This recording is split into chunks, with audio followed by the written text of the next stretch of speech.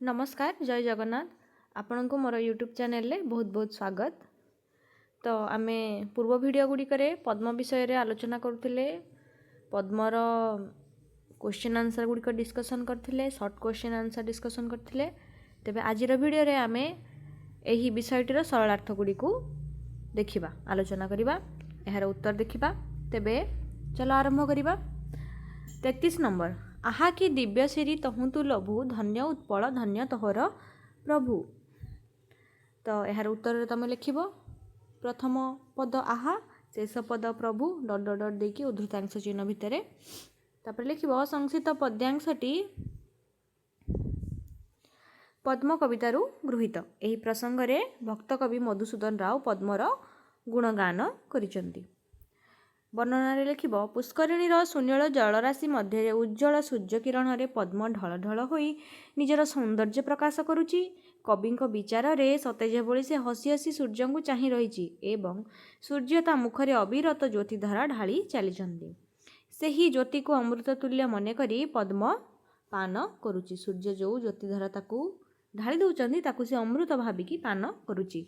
एही हेतु से दिव्य श्री लाभ करुची। एणु पद्म धन्य एवं ताहार प्रभु सूर्यदेव मध्य धन्य बोली एठारे कवि वर्णना करिसेंती। यथार्थ रे प्रसंगटी हृदय स्पर्शी बुझेला। 34 नंबर सर्वसभार तुही उपमा स्थल भकत प्रेमिकर तुही संबल। प्रथम पद सर्वसभार शेष पद संबल उद्धृतांश चिन्ह मध्य लिखिब। संक्षिप्त पद्यांशटी आमर पद्म कवितारू आसीची। उक्त प्रसंग रे कवि होचंती आमर मधुसूदन राव पद्म को सकल माने सबु सौंदर्यर आधार रूपे से वर्णना करिसेंती। ठीक अछि ना सर्वसभार से उपमा स्थल उपमा सेति लिखिब तमे सकल सौंदर्यर आधार रूपे वर्णना करिसेंती। कवि पद्म को प्रकृतिर सौंदर्य राज्य रे अद्वितीय बोली कल्पना करी आपणार सौंदर्यबोध को प्रकाश करिसेंती। पद्मर श्वेत लोहित और शुभ्र तनु पद्मर रंग किपरि श्वेत लोहित आम पढ़ते शुभ्र तनु तार स्वच्छ तनु अत्यंत मनमुग्धकर से ही रूपर आकर्षण रे कवि हृदय छुईची। से पद्मर से रूप कवि हृदय को छुईची। तेणु से पद्म को सर्वसभार उपमा स्थल रूपे वर्णना करिसेंती। पद्म विषय लिख पद्मर सुंदरता विषय लिख पद्म किपरि देखा जाए लिख बास से वर्णना कर। तेणु से पद्म को सर्वसभार उपमा स्थल रूपे वर्णना करिसेंती। तापर शेष रे लिख प्रसंगटी यथार्थ रे प्रशंसनीय।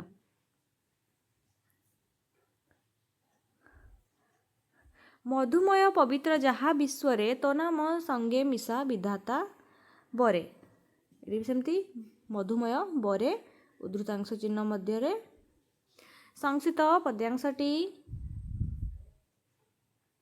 पद्म कवितारू आनीत। उक्त प्रसंग रे कवि होचंती भक्त कवि मधुसूदन राव कौन वर्णना करिसेंती पद्म नामर महनीयता पद्म नामर केते महानता रही ताहा वर्णना करिसेंती। लिखाई ना मधुमय पवित्र जहा विषय माने विश्व जहाँ भी मधुमय जहाँ भी सुंदर से सब कौन तो नाम संग सहित तो नाम सांगे मिसिकी अच्छी। तेणु पद्म नामर महानता ये प्रकाश होती।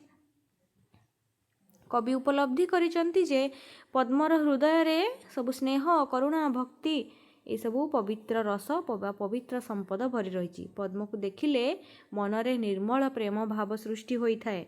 यही विश्व जहाँ भी मधुमय एवं पवित्र विधाता आशीर्वाद रे भगवान को आशीर्वाद रे ताहा सबू पद्म नाम सहित संपृक्त। प्रसंगटी हृदयस्पर्शी बुझेला।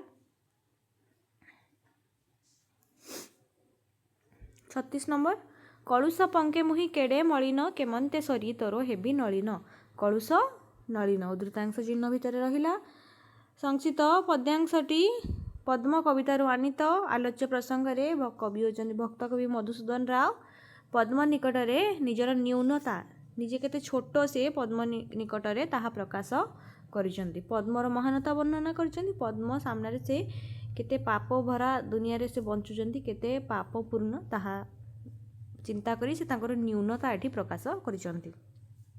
कवि विचार रे पद्म होची सबु सौंदर्यर अधिकारी। पद्मर श्रेष्ठता वर्णना करने सहित से ता निकटरे ସତ୍ୟ ଶିବ ସୁନ୍ଦରର ସନ୍ଧାନ କରିଛନ୍ତି। ପଦ୍ମ ନିକଟରେ ସେ ଈଶ୍ୱରକୁ ଦେଖିଛନ୍ତି। ପଦ୍ମର ପବିତ୍ରତା ନିକଟରେ ନିଜକୁ କଳୁଷିତ ବିଚାର କରି ସେ ତା ସହିତ ସମାନ ହୋଇପାରିବେ ନାହିଁ ବୋଲି ପ୍ରକାଶ କରିଛନ୍ତି। ପଦ୍ମ ଗୋଟିଏ ପଙ୍କରେ ଜାତ ହେଲେ ମଧ୍ୟ ସେ କେତେ ପବିତ୍ର ଏବଂ କବି ନିଜକୁ ଏଠି କଳୁଷିତ ପାପପୂର୍ଣ୍ଣ ବୋଲି ସେ ବିଚାର କରିକି ତା ସହିତ ପଦ୍ମ ଭଳିଆ କେବେ ହେଇପାରିବେ ନାହିଁ ବୋଲି ସେ କହିଛନ୍ତି। କଳୁଷ ପଙ୍କରେ ନିମଗ୍ନ କବି ଚେତନାରେ ପଦ୍ମର ମହନୀୟତା ଏଠାରେ ପ୍ରତିପାଦିତ ହୋଇଛି। କବି କହିଛନ୍ତି ମୁଁ କଳୁଷ ପଙ୍କରେ ମୁଁ ବୁଡ଼ି ରହିଛି ଏବଂ ତାହା କହିବା ସହିତ ଏଠି ପଦ୍ମର ମହନୀୟତା ଏଠି ସେ ପ୍ରତିପାଦିତ କରିଛନ୍ତି। ପ୍ରସଙ୍ଗଟି ଯଥାର୍ଥରେ ପ୍ରଣିଧାନ୍ୟ। 37 ନମ୍ବର ଶିଖାଅ ମୋତେ ସଦା ଏ ପୁଣ୍ୟ ବ୍ରତ ତୋର ଆଶିଷେ ପୁରୁ ମୋ ମନୋରଥ। ଶିଖାଅ ମନୋରଥ ଉଦ୍ଧୃତାଂଶ ଚିହ୍ନ ଭିତରେ ରହିଲା। ସଂକ୍ଷିପ୍ତ ପଦ୍ୟାଂଶଟି ପଦ୍ମ କବିତାରୁ ଆସିଛି। ସବୁଥିରେ ସେୟା ଲେଖିବ କେଉଁ କବିତାରୁ ଆସିଛି ଏବଂ କବିଙ୍କ ନାଁ ଲେଖିବ। କବିଙ୍କ ନାଁ ଲେଖିଲା ପରେ କ'ଣ ବର୍ଣ୍ଣନା ହେଇଛି ଯେଉଁ ପଦଟା ଦେଇଥିବ ତା ବିଷୟରେ ଗୋଟେ ଲାଇନ୍ ଲେଖିବ ଫାଷ୍ଟ, ତାପରେ ବର୍ଣ୍ଣନା କରିବ। ଏଠାରେ ଭକ୍ତ କବି ମଧୁସୂଦନ ରାଓ ପଦ୍ମ ନିକଟରେ ଆପଣାର ଅନ୍ତରର ଆବେଗକୁ ପ୍ରକାଶ କରିଛନ୍ତି। ନିଜ ଅନ୍ତରରେ ବା ନିଜ ହୃଦୟରେ ତାଙ୍କର ଯେଉଁ ଆବେଗ ପ୍ରକାଶ ହେଇଛି କି ମାନେ ମୁଁ ବି ପଦ୍ମ ଭଳିଆ ହେବି, ପଦ୍ମ ମୋତେ ଆଶୀର୍ବାଦ ଦେଉ, ମୋତେ ପଦ୍ମ ଯେମିତି ପୁଣ୍ୟ ବ୍ରତରେ ବ୍ରତୀ ହେଇଛି ମୁଁ ମଧ୍ୟ ପଦ୍ମ ଭଳି ଭକ୍ତି କରିବି ବା ଏକ ଲୟରେ ଭଗବାନଙ୍କୁ ଈଶ୍ୱରଙ୍କୁ ଚାହିଁବି। ତାଙ୍କର ଯେଉଁ ଆବେଗ ପ୍ରକାଶ ହେଇଛି ତାକୁ ଏଠି ପ୍ରକାଶ କରିଛନ୍ତି କବି। ପଦ୍ମର ସୌନ୍ଦର୍ଯ୍ୟ ନିକଟରେ କବି ନିଜକୁ ହେୟ ମନେ କରିଛନ୍ତି। ପଦ୍ମ ଯେଉଁ ସୁନ୍ଦରତା ଅଛି ତା ସାମ୍ନାରେ କବି ନିଜକୁ ବହୁତ ଛୋଟ ମନେ କରିଛନ୍ତି। ପଦ୍ମର ଅମୃତତ୍ୱ ସୌରଭ ସୌନ୍ଦର୍ଯ୍ୟ ସତ୍ୟ ଶିବ ସୁନ୍ଦରର ସତ୍ତା ନିକଟରେ ସେ ତାଙ୍କର କଳୁଷତାକୁ ଉପଲବ୍ଧି କରିପାରିଛନ୍ତି। ପଦ୍ମର ଯେଉଁ ଗୁଣାବଳୀ ରହିଛି, ପଦ୍ମ ଯେଉଁ ଏତେ ଗୁଣ ଏତେ ସୁନ୍ଦରତାର ଅଧିକାରୀ ତା ସାମ୍ନାରେ କବି ନିଜକୁ ବହୁତ ଛୋଟ ମନେ କରିଛନ୍ତି। ସେ ବହୁତ କଳୁଷିତ ବୋଲି ସେ ଉପଲବ୍ଧି କରିପାରିଛନ୍ତି। ତେଣୁ ପଦ୍ମକୁ ଭରସା କରି ତା ଭଳି ଶୁଭ୍ରତା ଲାଭ କରିବାକୁ ସେ ବ୍ୟଗ୍ର ହୋଇ ଉଠିଛନ୍ତି। କବି ବୁଝିପାରିଛନ୍ତି, ଜାଣିଛନ୍ତି କି ପଦ୍ମ କେତେ ଶୁଭ୍ର କେତେ ସ୍ୱଚ୍ଛ। କବି ମଧ୍ୟ ସେଭଳି ପଦ୍ମ ଭଳି ଶୁଭ୍ରତା ଲାଭ କରିବାକୁ ମାନେ ଅତି ବ୍ୟଗ୍ର ହୋଇଯାଇଛନ୍ତି, ଆକୁଳ ହୋଇଯାଇଛନ୍ତି। ତେଣୁ ପଦ୍ମ ନିକଟରେ ଆପଣାର ଅଭିଳାଷ ଜଣାଇ ତେଣୁ କବି କ'ଣ କରୁଛନ୍ତି ନା ପଦ୍ମ ନିକଟରେ ନିଜର ଇଚ୍ଛା ବା ଅଭିଳାଷକୁ ସେ ଜଣାଇ ପଦ୍ମର ଆଶିଷ କାମନା କରିଛନ୍ତି। ପଦ୍ମର ଆଶିଷରେ ସର୍ବଦା ଈଶ୍ୱର ଅଭିମୁଖୀ ହେବାକୁ ସେ ବ୍ୟାକୁଳ ହୋଇଛନ୍ତି। ତ ପଦ୍ମର ଆଶିଷ ଲାଭ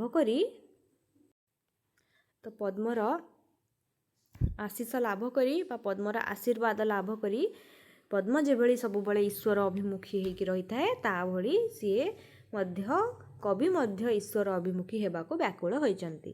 ପ୍ରସଙ୍ଗଟି ହୃଦୟଗ୍ରାହୀ। ତେବେ ଆଶା କରୁଛି ଭିଡ଼ିଓଟି ତୁମମାନେ ବୁଝିପାରିଥିବ ଏବଂ ପଦ୍ମ ବିଷୟଟିକୁ ମଧ୍ୟ ଭଲ ଭାବରେ ବୁଝିପାରିଥିବ।